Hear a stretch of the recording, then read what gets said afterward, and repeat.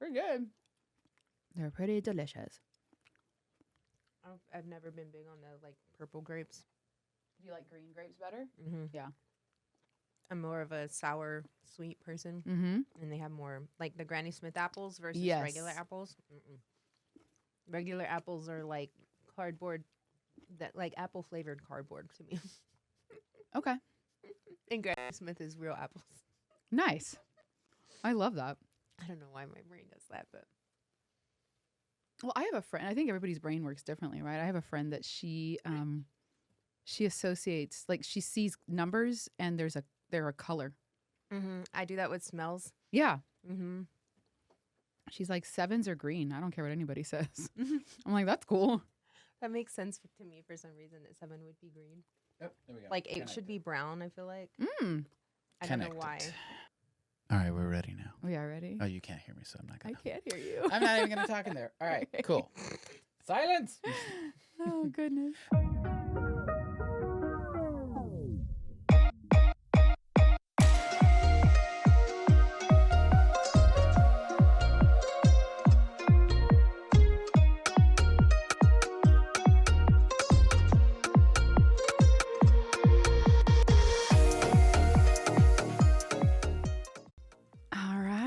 Hello, everyone. Welcome back. This is Candid and Curious. I am your host, Nina, and we are at Gemini's Productions with the amazing producer extraordinaire, Chibi. My goodness, all eyes. All eyes. No, hardly. You are fabulous. Another glorious day in paradise, Nina. Yes, it's always wonderful to be here with you. Blustery as it is. I love it. So today, I'm super excited for today's guest. I've known this person for a couple of years now. So today's guest is a true creative force.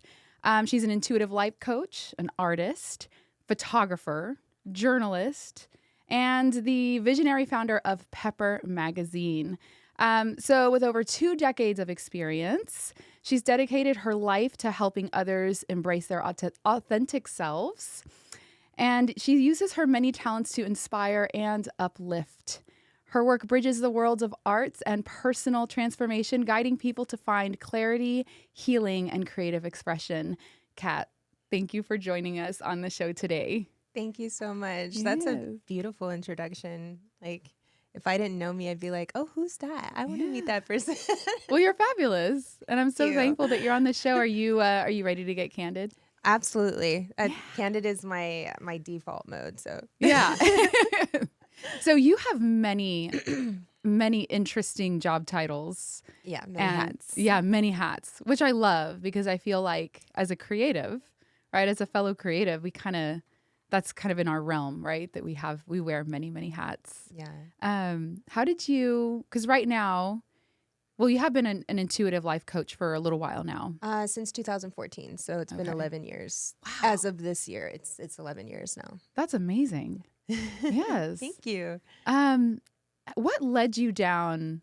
Because where did you start? Let's maybe start there. Where did you start, and then how did your career grow into this amazing adventure of being an intuitive life coach? For that particular avenue, so 2014 is when I started doing this professionally. It really started back like as early as maybe 2010, when I was, all my life I had a niche interest in psychology. I took psych formally in high school. So, having that background and then post-graduation, I just continued my studies self-led entirely. As I was learning all of the basics and then more of the finer tune aspects of psychology and niche elements within psychology, I kind of developed this thing where I would see like, okay, this is a little bit arcane. Some of the textbooks that I would read would be as far back as like earlier 1900s. And then I'd realize like, oh gosh, this is really weirdly biased, and Right. also like not accounting for privilege or for culture and different elements like that, gender, um, and just all those kinds of things. And so I was realizing, okay, so even though these are the grandfathers of psychology, or these are the you know, pillars and the foundational aspects of what psychology is today, there's still a lot that is not up with our times. Mm. And I think that there was also a lack of empathy and compassion and intuition throughout most of psychology in the earlier sense. And then when you get into like 60s forward, you get into a lot more free flow of thought. And then you get like a lot of the psychedelics and pharmaceuticals and all of that element of it as well. And so then you have these rogue psych influences that would come in, and you know, a lot of their stuff was really great and interesting, but just, you know, again, needed to be tweaked depending on who your patient might be. Sure, your audience. Yeah. And so I just, this was my rabbit hole forever from the time I was 10 until like to this very day. Yeah. I've just been with it. And so in about 2010, I started just kind of advising my friends, more my friends than anyone else that would come to me for advice. I'd start asking them deeper questions and like deep diving with them. And before I knew it, you know, they were telling me, you know, you need to be doing this for a living. You're really great at this. You have a handle on it. You understand the terminologies. You take a natural responsibility with it. And I'm like, well, I refuse to go to college because I'm so between my ADHD and dyscalculia and all of that, I can't do the school thing. And they're like, why don't you look into being a life coach? And I was like, what's that? Yeah. So I started kind of teaching myself from about 2010 forward, while still helping everyone, just no charge, just kind of as my own self-led internship.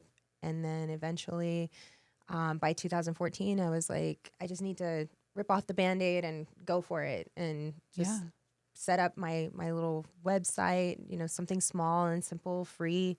And really it was word of mouth from the get-go with taking on clients. And, you know, it had been really, really steady. And I never established really like an Instagram for it or anything like that, because it was all word of mouth, and it was steady enough just with that.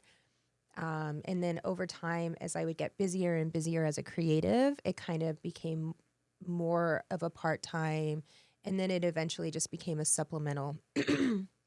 And so now I'm back going at it full force, and I'm actually intentionally leaning into that as the forefront of my career, as my main career focus. I want to really just give as much of my energy to that as possible, because that's the job where I sleep the best at night, when I'm helping people and actively making a difference in their life, like on a cellular level. Yeah.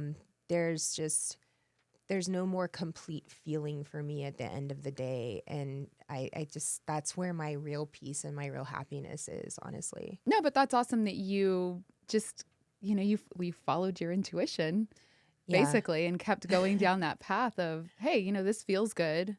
Getting that positive feedback of, hey, this is something that you should be doing. Mm-hmm. Because it's so interesting how sometimes we just stumble upon these talents that maybe we don't know that we have. So I love that you just were like, hey, okay, all right, here we go. You know, it's funny. I think it was just unavoidable. In fact, the only thing that I honestly believe kept me, you know, from starting before, you know, 2014 was just thinking like, who am I to, you know, call myself this or to do that, you know, even regardless of the extensive education that I had delved into, you know, on my own. Again, like, there's that imposter syndrome with, Yes. well, I don't carry a degree and this and that. And, but honestly, like, regardless of that, the evidence to me was so many people telling me over and over what a difference I was already making in their lives, and just reiterating to me, you need to do this. You need to do this. And I'm like, these are people telling me, you've helped me. You need to help others. And I don't know, I think that was enough for me to go, okay, it's not just me feeling like this natural interest only. It really is having that wonderful feedback that is so powerful in motivating you to get out of your own way, right? Mm-hmm. And so I had to get out of my own way. Yeah, because imposter syndrome is it's so real. Especially like nowadays with, obviously it's impossible not to, even on a subconscious level, have a comparative, underwritten mindset, like Sure. as you're doom scrolling or, even just self-distracting in a healthy way, and looking at Pinterest and, trying to get inspired. The fine line between becoming inspired and becoming intimidated, right? And that's for all of us. It doesn't matter who you are, in what area you work in or you create in. You're gonna bump into those feelings of inadequacy, or Right. those self questions of like, am I really as good at this as I think Yeah. I am? Am I good enough? Yeah. I think a lot of us have Yeah. that question underneath, even if we are more than enough, if we've had all of this education or all of this experience, like, I mean, sometimes we find ourselves in that room and it's like, do I deserve to be here? Absolutely. Like Yeah. wondering, do I deserve to be sitting at this table right now? Right. And it's funny, like that whole concept about, a seat at the table, that was at the core of, Pepper. So Pepper started as a humanitarian based project, right? And the core aspect was, creating a table that everyone could sit at, that was truly inclusive, and inclusivity was not going to be used as a buzzword, but really was a core principle of what we were doing and building. Right. And it's great now in retrospect. I see how I was able to create that. And it worked. The model worked. It's just me like being one human being and upholding so much of it primarily at the core of it. And it's not to say that I didn't have help. It's just that I didn't have enough help for how big it was getting.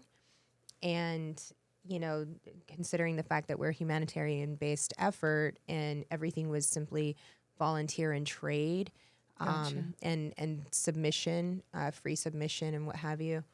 It just was a thing that was like, okay, it either gets fully funded from here out and bought out, or I just have to really like shift into supporting my family in a bigger way. But I do love that we were able to do that. And the whole thing again with the inclusivity, having like taking that seat at the table and creating a table and seeing like, how can this actually work in the real world sense? And I was able to, it was almost like an experiment, right? Like a living, breathing experiment. And it can happen, and it does work.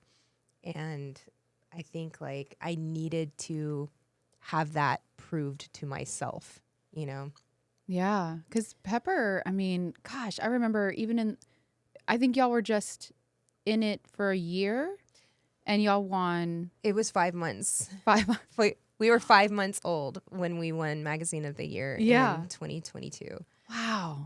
And then in 2023, we won it again.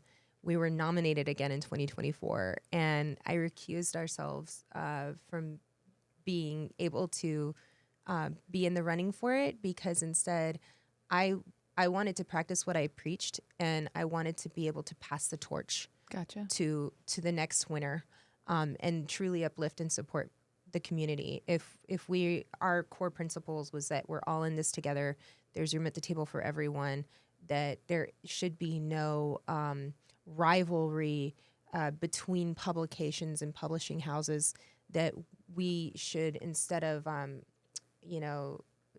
having this what is the word I'm looking for? Competition. See, it's like so foreign to me, and I'm like, but instead of competition mindset, we need to replace that with collaboration and community.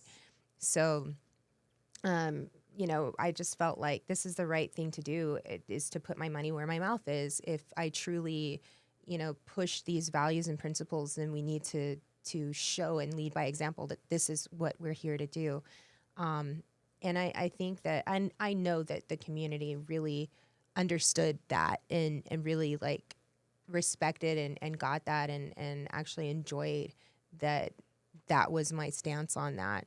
And the most beautiful thing about it is that I was able to pass the torch to one of my dearest friends who founded her magazine well after Pepper, and had this idea in her heart and this desire to do it, but just didn't really know where to start, and was also like, I want to do this, but do I want to do this? And she came to me directly, and I just mentored her through the whole process. I'm like, here's your cheat sheets. Get out a notebook. You're going to write this down. And literally from the ground up, was able to be there for her. So seeing her go from a fledgling idea to this powerhouse that she is with Be Eclectic magazine. Yeah. I'm like, I am so proud of her. Yeah. I'm so amazed by what she has built. There is the essence of her self and her style and her soul in every page. And it's incredible. And so it was just like a full 360 moment of doing that. And it came at a time where, Pepper really was kind of getting at its final chapter without me really realizing that that's kind of where I was with it.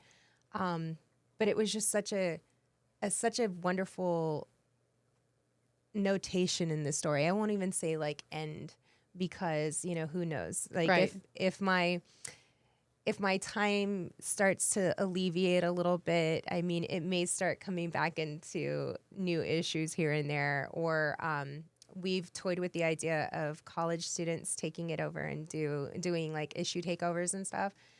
So that very well may happen. So I won't tell people like it's done for good or anything. It hasn't gone away. It still exists to serve the community, just in a different capacity. Yeah. And that is, I did not know that you mentored Larissa on Be Eclectic, who is also on the podcast. Oh my gosh. I love it. Yeah. I love her. I think she's an amazing artist and creative. So it makes sense that through your mentorship, Be Eclectic has become what it has become. It's a fabulous publication. I honestly feel like to me, I was just a resource and like a guide when she would like hit a wall or something. Mm-hmm. But to me, and I've told her again and again, like, you did this, this is all you. Like, yes, it's cool to say like, oh, I didn't do this without help. But in the same respect, at the end of the day, like all you did was go out seeking information. You found it, and you then applied it, implemented everything that you were learning. So you did it the right way, And it's just, I don't know. To me, I almost feel more like a witness or a fly on the wall. Even though there was very hands-on aspect of it, I just still feel like this is me being able to witness something beautiful. And being part of that creative process. Yes. That's incredible. I want to go back real quick too, because a couple of things that stood out to me in this conversation have been creating your own seat at the table and imposter syndrome.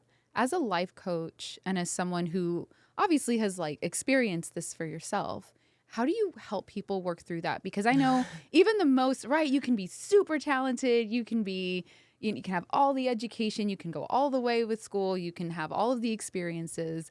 But I feel like there is still this feeling that we get of imposter syndrome, especially as women. And not having that seat at the table, sometimes we have to just create the damn seat. Honestly, how do you feel like a lot of women in particular still feel this way, or how do you help people work through that? You know, when it comes to the gender aspect, honestly, it's across the board. It really is. I will, however, say, from a more scientific angle or biological angle, if you will, you know, gender does play a role in some way in a lot of the core areas that the imposter syndrome is deriving from, if that makes sense. So for women, a lot of times, it's going to be in like more of the career sector. It's definitely going to be more of that. With the men that I've worked with, a lot of times it's strangely more like within the relational area of like, okay, I'm with my partner and they say that I'm wonderful and this and that. And sometimes I just feel like, am I kind of mediocre as a partner or whatever? And those kinds of things. So they have imposter syndrome maybe in that direction more than women seem to.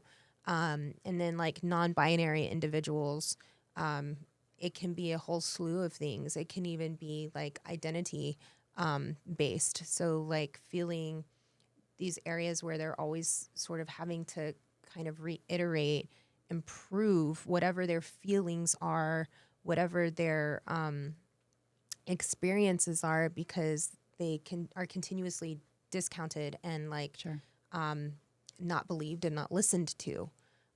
So it's like that. My whole thing is like figuring out what is the core of the imposter syndrome? Where is it coming from?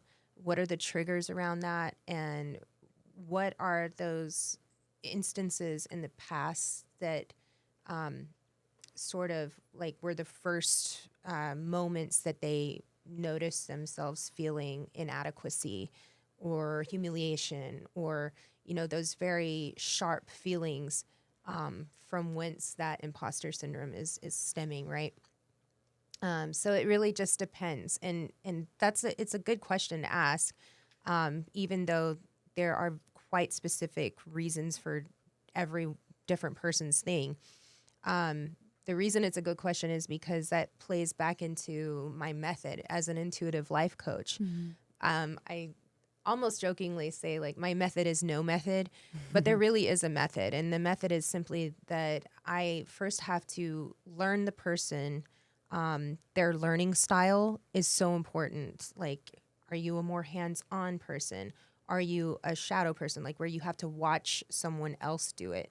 Are you like audio? You're better with just audio.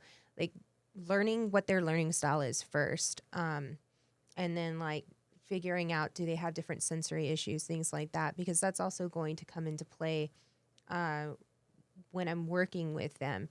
A lot of times it's a holistic situation. So instead of only touching on, this is the intellect, this is the intellectual part of this or that, we're going in and incorporating like muscle memory and incorporating like sound, just different things that are other senses.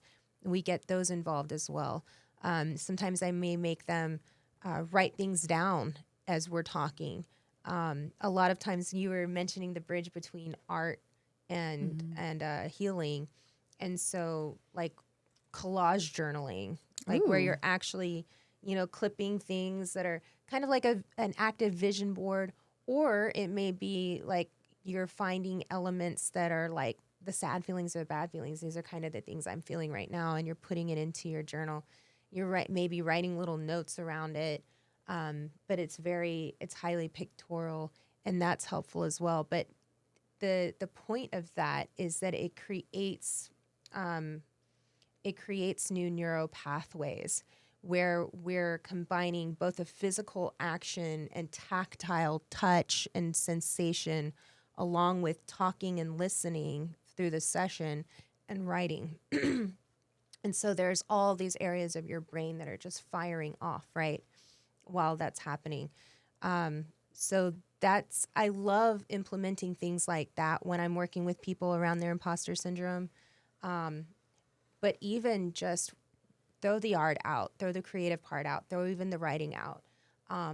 Really just the most hands-on thing that I do is to utilize my intuition the entire way through, navigating them through their why, the core of where the hurt started, Right. what those triggers are, identifying them. And obviously, like, it's not healthy to dwell, but it's necessary to identify.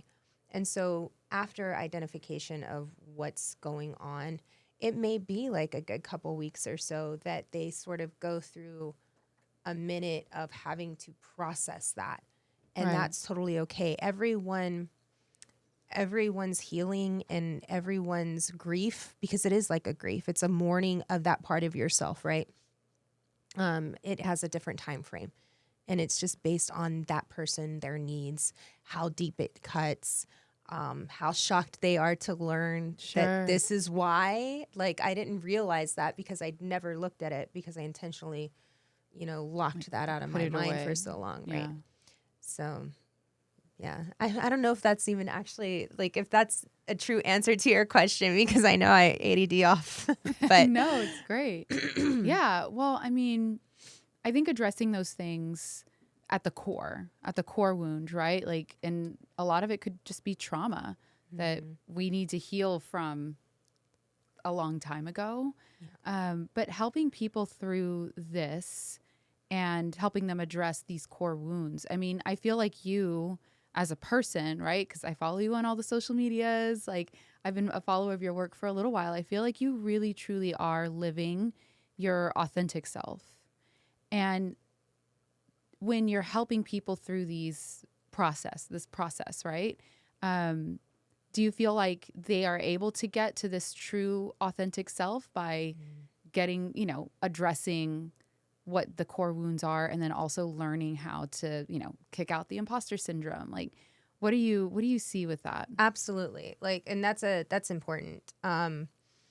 So when it comes to authenticity, most people just automatically believe themselves to be living authentically.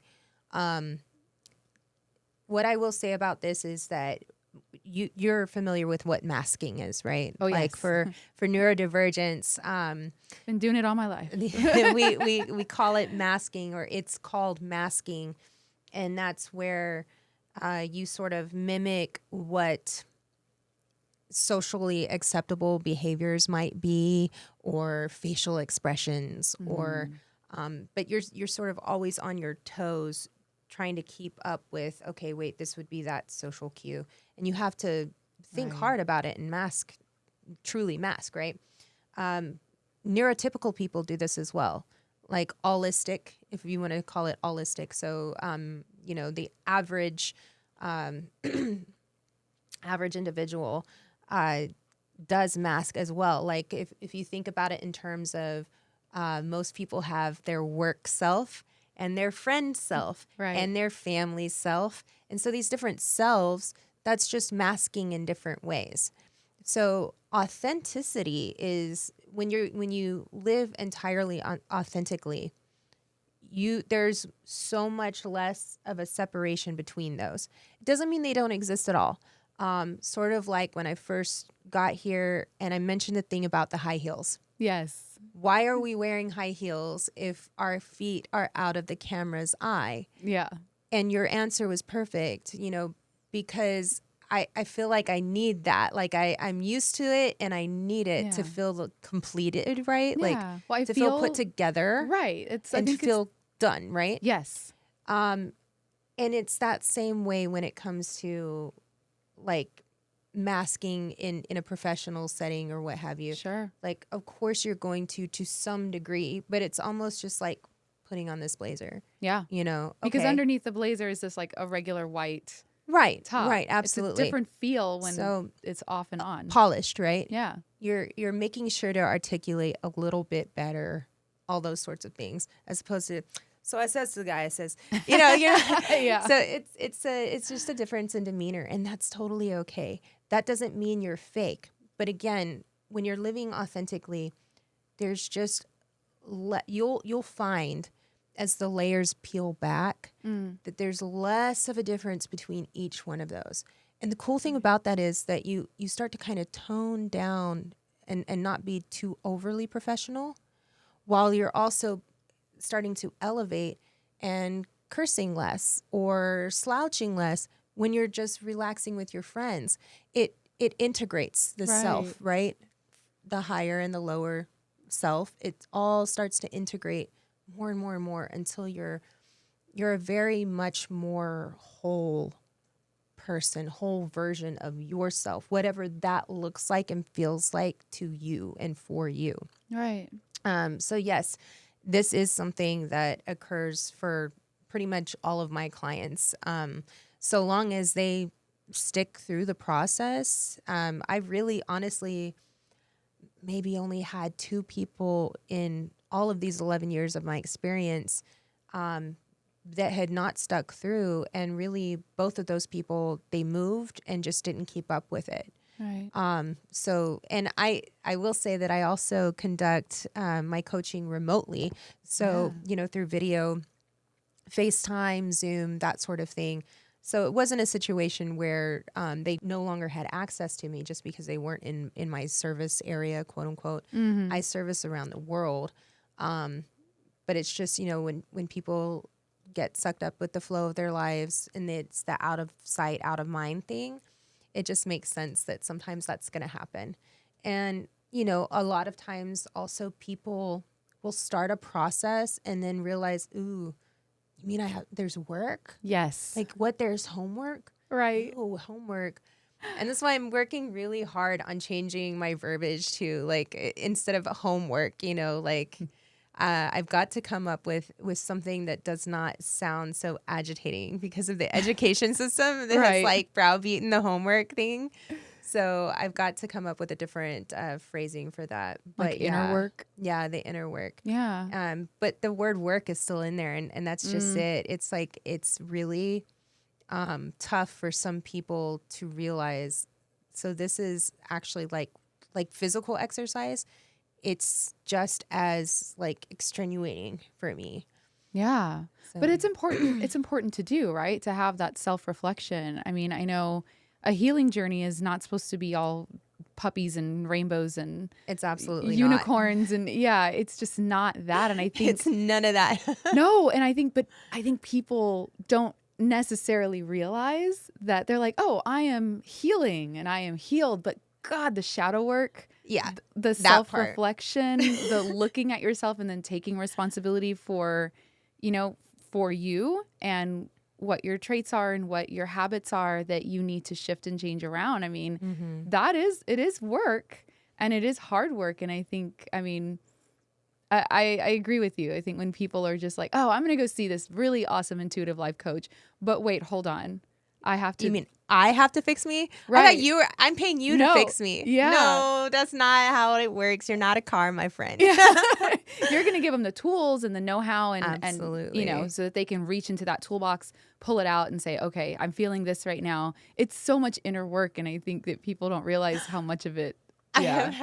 I have had one specific client and I'm sitting there and I'm listening, and like, this is an individual who's worked with me for a few years. So like, he already knows, but I'm listening, and he gets to a pause point, and he looks up at me and sees my expression, and I'm like, and he already says it for me. He's like, so what I'm hearing is, and so what I'm seeing is, and I'm like, yeah, you knew what I was about to say, because that's kind of our job is to show you, right?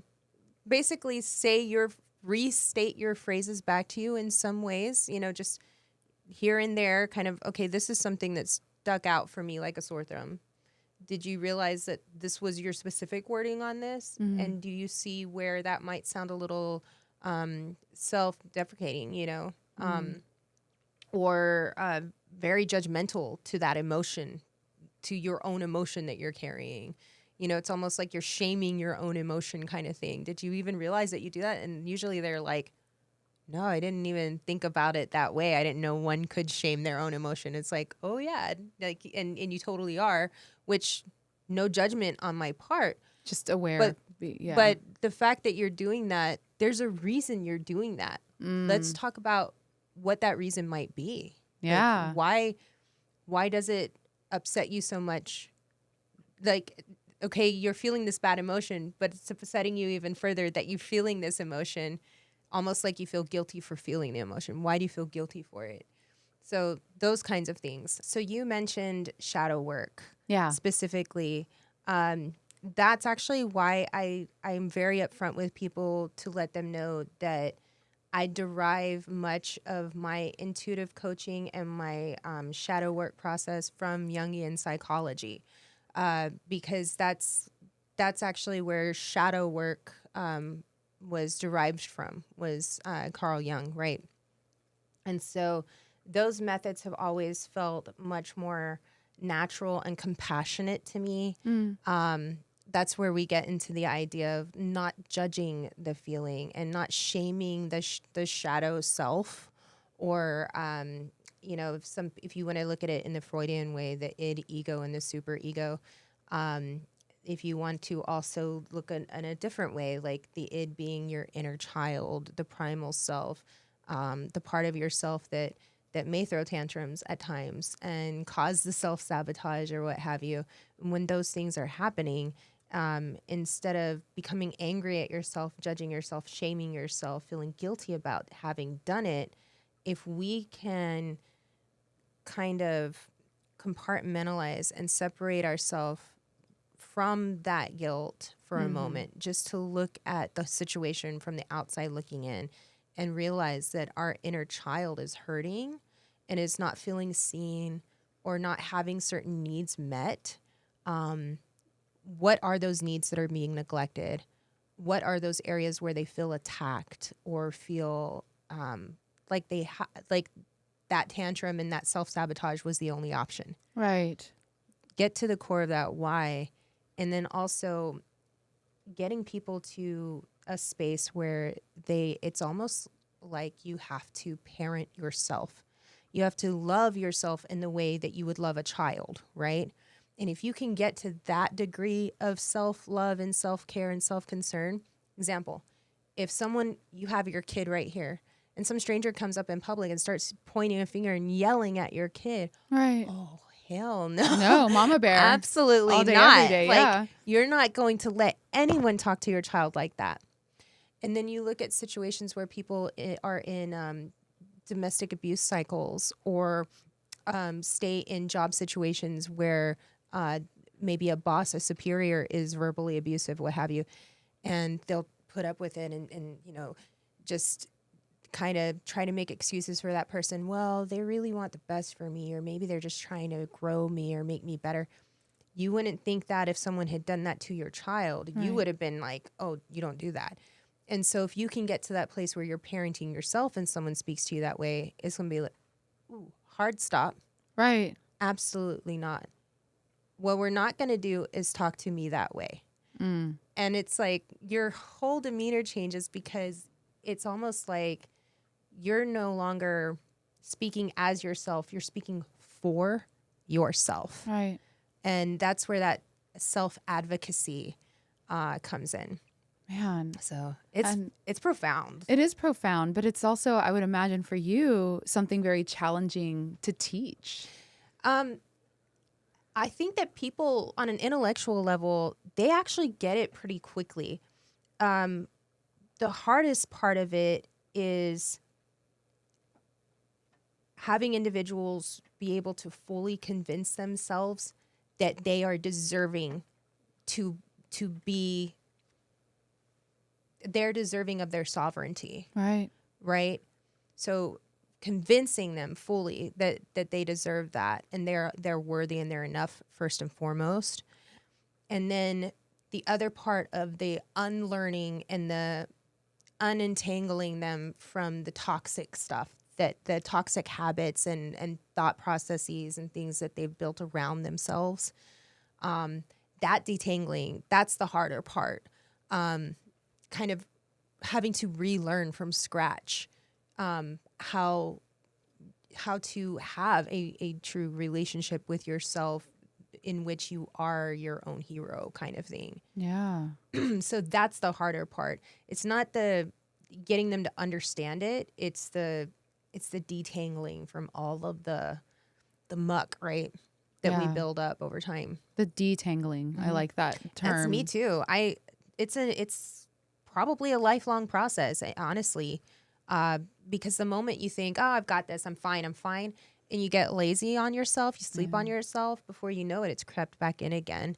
Yeah. So like weeds in the garden, right? If you think about it like that, it's going to be a constant situation of pruning, here and there throughout time. We have to just kind of, and that's where mindfulness comes in, right? Like checking those thoughts, like, whoa, that was a little harsh. Why did I think that to myself? Right. And I hate that is still a thing for me too. Is like every once in a while, I'll be like, oh, idiot, this and that, and I'm You're like, why did I call myself an idiot? Right. How far into my education of all of this am I for me to be calling myself an idiot when I sit here and tell my patients all day long, oh, you don't want to do that. You don't want to do that. Absolutely not. And then here I am doing the same things I'm advising others not to do. Right. But in that way, like we're all our own blind spot, right? Yes. And it's just like seeing red flags, for example. I'm working with my patients, telling them like, okay, well, a lot of times when you're seeing those red flags, you're making excuses for them. And, you're excusing it. Sometimes we excuse it so much that now we've developed this situation where we have taught this person how to treat us, right? Right. And yet in my own life, same thing. It's like I see red flags or feel red flags. You feel them almost before you see them. Yes. And then I'm like, oh, no, they really didn't mean it like that. Oh, maybe it's just me taking it the wrong way. Oh, I'm just being too harsh. And then I'm like, ooh, who do I sound like? Everybody else. Because we're all, as different as we are, we're also all the same. It's kind of wild. Yeah. And it's a revolving door, and it's a carousel, and it's a spiral. Yes. And it's just always. It's always until it's not anymore. Yeah. I kind of want to discuss, because we've touched on it a little bit already, but being neurodivergent and how it plays into everything, right? Like creativity, your work, there's some challenges, there's some advantages. I know we kind of touched on it, not here, but in another conversation where you said you're very careful not to label it as a superpower. I feel like in a lot of literature, podcasts that I listen to, there are many people that say, no, your ADHD, your autism, fill in the blank, it is your superpower. I think to a certain degree it can be.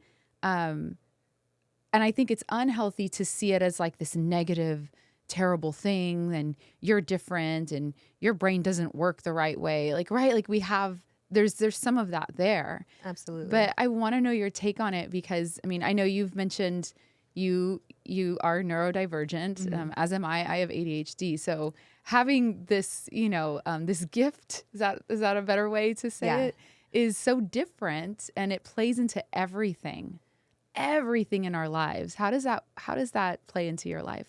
Well, to start with the whole the language that we use around it. So within the neurodivergent community, part of the reason that a lot of individuals have taken to having issue with calling it a superpower is a lot of that stems from the level of support needs that different individuals may have. Some are entirely nonverbal. Some have mobility issues, all sorts of different things, right? And it's each one of us are so completely different. And, it's almost gotten to a situation where I'm very, very careful to say, like, I'll absolutely talk about this, but as I'm talking about this, I want people to understand I'm speaking from my own experience, because that's all you can really do, right? Is just speak from your own experience. So acknowledging that I have much lower support needs than maybe some others, and yet I may have higher support needs in certain areas than others. So all of that said, the other part of it is that it's a lot of ableism has happened with the whole superpower thing. People are like, well, and this is kind of the problem. And it's not only for those of us on the autism spectrum, but also on the ADHD, ADD as well. Like just the idea that at sometimes we suffer from executive functioning, Yes. issues. All the time. And like the ableist thing will be, of course you can do this task. You were able to do it fine last week. Gotcha. But when you're in this, whether it be an overstimulated, like blackout moment or wall that you're hitting, or you are just, whatever the reason, your executive functioning isn't clicking for you and you're almost regressing, because the regression is real. Regression is really too real for me a lot of times. Absolutely. And it's like those things that I was able to do, and sometimes for a long period of time, you're able to do this thing. And then once you hit that wall, though, and you reach that autistic burnout or that ADHD burnout, Yeah. it poof, like it goes away. You're done. You can literally sit in Yeah. front of the computer for 20 minutes and be like, why can't I put this magazine together? Right. Why can't I? Yeah. And you realize, as much as I sat there and advocated for and said, even individuals on the spectrum can do this. Yes, of course they do. However, when we disregard our support needs for such a prolonged amount of time and don't ask for the support help that we've needed, and we get to that burnout, and then our brains just cannot integrate that anymore. Yeah. It's a very real thing. And so that's where it's like using the terminologies like superpower, it can backfire on us. Right. On those of us who like can be really great at something until we're not. Right. And then it's like, but you said you had a superpower. Yes, and my superpower is I can go for only so long, and then it disappears forever after that point. Right. That's like, that maybe that's the superpower, is like presto. The hyper focus. Well, okay, so just really quickly for maybe viewers and listeners that don't understand what executive function is. So it's part of your, if you're thinking like you get thirsty, and you're sitting in bed and you get thirsty. Almost anybody can go, okay, I'm thirsty, and get up and go get the water, come back to bed, whatever. With executive functioning disorders or executive functioning issues, you're feeling thirsty, you know you need to get up. It's like a background mode running in your head. And it's not even just because you're on your phone distracted. Sometimes you are literally staring into space and you're like, I need to do this. And I'm just using water as an example. Sure. I mean, it can be literally anything. Chores, house chores. I'm the worst with that. Yeah. Where it's like, I know I need to go, sweep the thing or do whatever. And I'll sit there and I'm like, I'm going to do it. Why can't I get up and do it? And Yeah. you're just like, Yeah. And then you this foreboding dread comes over you. And then to compound it, you start shaming yourself. What's wrong with you? Why can't you just get up and do the thing? You know that it's important. You know your partner has asked you to do this. Why? And the PDA, the pathological demand avoidance, that's another thing, is like if you're specifically asked to do something, even though you were planning to do it that day, but the moment you're asked to do it, you're not. No, absolutely not. I suddenly have no desire in the world to do that thing. And now you couldn't even pay me to do that thing because now you've asked for it. It's wild. Yeah. And these are just, sometimes these are issues that are caused by trauma and things that have built up over time. Other times it's executive Yeah. issues that are happening, executive functioning issues. Yeah. So, and for me, for example, like I said, sitting in front of that computer screen, I know how to make a layout. It's art, it's creative. I am an artist, it's my passion. What is so like, Right. where is the barrier? Literally, why can't I do this? I just take my hand and I do the mouse and I do the thing. Why can't I do that? Yeah. And like, you almost make yourself nauseous, feeling like the more you think about, I'm going to do it right now, it's almost nauseating, like physically getting nauseous, dizzy, like cold sweats. And then I have to go lay down. And I'm like, why did I experience that when this is something I know I can do? Right. And it's proven that I can do this thing. Over and over and over again. That's the executive functioning issues. For me, it presents as if I know I have to complete a task that I know is going to be a tedious, long process, like my taxes, right? Like I have to go through, right? I'm using that as an example because it's what I'm dealing with right now. But it's just like, I know I have to do all of my expenses. I know, right? And so like looking through all of that, calculating all of that, anything that requires this long, tedious process, I have the hardest time. It's almost like I freeze and it's just this frozen moment of, I've done this every year. I know what to do. I know how to do it. But because I know it's going to take long, I know I have to sit here for probably a couple of hours to do it. Like, it is just these blinders. I don't know how to explain it. Paralysis was the perfect word. Yeah, paralysis. It's just like, pop, you hit the wall. And then you're just like, staring. I can't do this. Yeah, but I know I into can space. do it. Yeah. Literally. Yeah. Like, and so that's why I try to explain to people, it's not a lazy thing. It's not a rather be doing something else thing. In fact, because you felt inundated by not wanting to do that thing, you almost shut down from even wanting to do things that you want to do.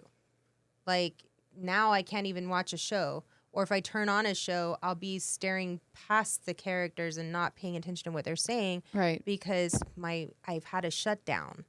And so that, like, trying to explain that shutdown to people who don't have it, don't experience it, is very difficult. And I can, from the outside looking in, I can understand why that might be very difficult to believe. Sure. Because on the outside, we're still us. We still have these things that work. Right. You know, we're still put together. We can with still the blazer. speak. Yeah, we can still have a conversation. So I don't believe you. Right. You know? And I'm like, okay, I can see why I wouldn't be believed. But, you know, touching on that too, one of the saddest and most harmful things for those of us who, whether it be someone who is neurodivergent or someone who experiences invisible illness or autoimmune issues that knock them back, right? Right. Not being believed is one of the most cruel and difficult hurdles to have to constantly deal with, not being believed. And so when you get into areas of like the individual constantly over communicating, over explaining, TMI, that kind of stuff, you know, all of that is a response to perpetually not being believed. And it's, what's wild to me is that, so these are issues where we are able to self-advocate. We are able to speak up and to articulate our needs. We're just not being believed. Right. And so that's kind of maddening, because then you have all this positive stuff online. It's all the memes and stuff. And just speak up. Just speak out. Like, but just, I do, you know, but I have. If you need help, just say so. And then the moment you do, shut no, down. you don't. Yeah. You don't need that. No, you're fine. You did it before. It's exhausting. Like, it's exhausting. Yeah, it is. It's wow. wild. Yeah. But as far as like, so that's all the hard stuff. It's not all of the hard stuff, but that's a lot of the hard stuff. Sure. The good things, where it becomes advantageous. Okay, and almost anyone with ADD or ADHD can tell you that I can multitask. Yes. I can laser focus and I can multitask depending on which mode I'm currently in. And when they're doing that, we can be hyper productive, right? Super prolific at times. And then other times we may have lulls in our productivity, but our quality of productivity is getting better because we're now laser focused on something, right? So in that way, yeah, at times it really does kind of feel like a superpower because you almost get into this mode where, the way I like to say it for myself at least, you feel like you're flying. Like you're in your body, but it's almost like you're a brain now, and your brain is just like floating and flying and being able to boom, boom, boom, boom, boom, boom, boom. Right. You're being able to make these things much more quickly, things like that. Things are getting done. Areas are connecting where they need to be connecting. So yeah, definitely when you're in a mode like that, it can absolutely feel like a superpower. And I will say that I've spoken with, neurotypical holistic individuals who are like, yeah, I don't really ever get to that peak echelon of feeling like that Right. within my work or within my craft. It's like I do it, but I can feel the challenge all the way throughout. Interesting. And I can feel that, it's work when it's work. And, for those of us on the spectrum, sometimes work absolutely is play. Yes. Like it's joy. Like when we're working within a sector that is in line with our niche interests. Yeah.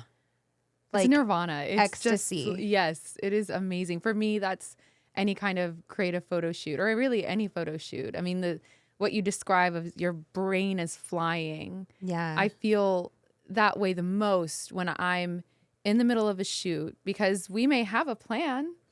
And Larissa and I talked about this a little bit. It's like we had a plan, but circumstances just didn't align, and we had to shift. And I am always so grateful for my brain in those moments, because it's like I can see something and shift and go, and then hyper focus on that, and then I can switch and go. And I mean, it's wonderful when it's on. Oh yeah. Yeah.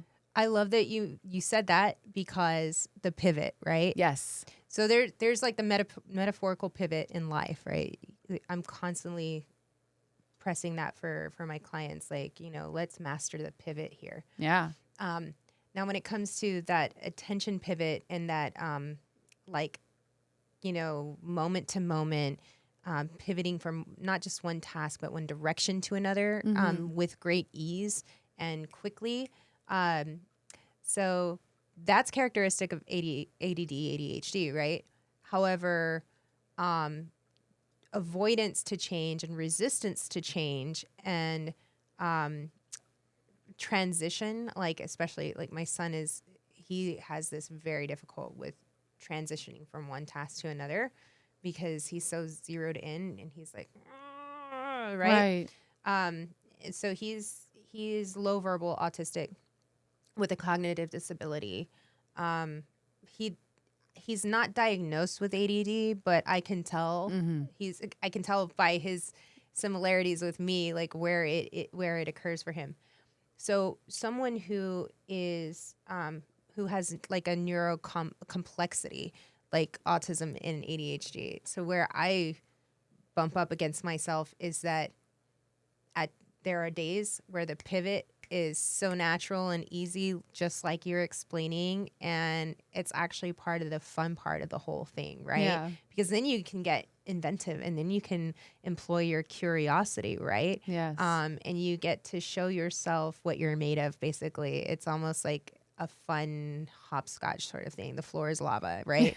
Yeah. However, if my brain, for whatever reason, or the task that we're doing is just hitting me a certain way, I absolutely bump into that like transition resistance where the pivot is not there. Right. Like I look around and I can't find that next hopscotch square. The hopscotch has disappeared, and now all of a sudden I just cannot think straight. And not only that, but not only can I not pivot, but now it's harder for me to concentrate on the thing that I didn't want to transition away from. So like now I'm almost shutting down That's more of that's where you feel your autism, right? And it's like, so these are things that you absolutely can feel happening to you and like perceive happening to you in real time, right? Yeah. And for yourself too. I'm sure you like Totally. when you catch it and feel it, it's like, No. and when it's the good things that you're catching and feeling, you're like, I'm glad. I'm so grateful that my brain is made this way. Yeah. Right. So two things can be true at once. You can be simultaneously grateful and plagued by your operating system. Right. And that's okay, because I'm realizing that's life. That's everyone. You know, and it's almost like our neurotypes are the difference between like a Mac and Windows, right? Mm-hmm. You know, it's just different operating systems. And of course, again, like some are going to experience challenges differently than others, and some are going to experience severe challenges. But again, it's based on the individual. I'm just careful with the language because of everything that I've learned. I was absolutely an advocate for the superpower term for most of my life before I really had some deeper conversations with those within the community itself, explaining why is this hurtful to me. And so I made a choice for myself that I'm just going to be a little more mindful and sensitive toward them when I express about it. But in no way am I bothered if someone sees what their experience is as a superpower. By all means, it is a superpower in that case, because it is what you believe it is. Yeah. You know, it's like that expression that, you know, if you say it's hard, you're right. If you say it's easy, you're right. If you say it's good, you're right. If you say it's bad, you're right. Because once you're naming something or articulating something, you've already decided that this is what it is. So, you know, and obviously we have the power to change our perspective at any given point. Sure. But, you know, in the moment that is how you are perceiving it, you're right until you decide to see it otherwise. There's just so many wonderful things about, you know, being neurodivergent, especially as an artist, and in life in general. Do you feel like it's been like this amazing, helpful tool in the work that you currently do? I will say that it's imperative. Okay. I don't believe that I would or could be an intuitive life coach without my brain operating the way that it does. And I say that because you have to have some kind of crazy passion to, I mean, be so indulged in all of this technical jargon and really learning like with a thirst through, you know, a niche thing like psychology and things like that. And to, you know, have that zero focus in on something. I just feel like without it, I wouldn't have been able to hold so tight to the passion. Right. To have developed an entire life around it. With art, I'm sure that I could have been an artist or a creative, and even maybe a journalist, without being on the spectrum. Because, you know, these are things that it's an inclusive idea, you know. And I mean, even being a psychologist, absolutely, like people who are neurotypical are psychologists all the time. But I know within myself where my limits are with learning something or focusing on something. If it's not something I love and it's not a niche interest, I don't care about it. Like, I'm not going to even try. And so I'm glad for the fact that my brain works the way it does, so that it has led me to all of this. Well, I have enjoyed every minute of this wonderful conversation with you. So where can people find you? Where can they hire you? Where can they learn more about what you do and why you do it?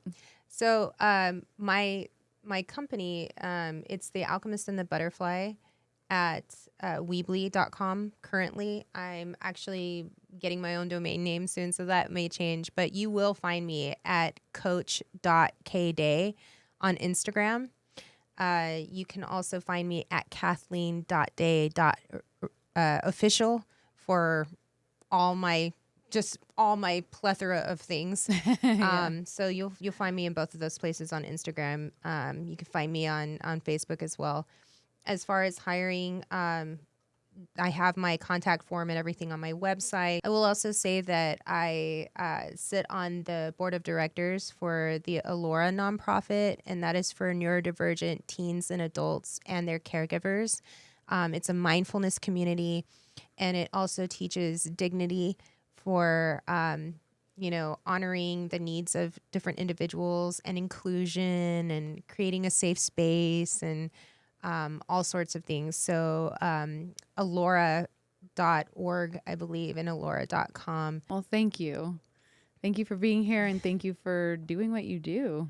Well, thank you for having me. And also thank you for holding these for the community. I think it's so important having these conversations and knowing the plethora of wealth of insight and knowledge and creativity within our area, and being able to see that showcased so professionally and beautifully. Thank you again for thank you, creating that for all of us. Yeah, I love it. I love every minute of it. All right. Well, y'all, thank y'all so much for tuning in. This has been Candid and Curious. We are here at Gemini Studios. We will release a new episode every Wednesday, so please stay tuned. And thank you all so much for watching. We'll see you next time.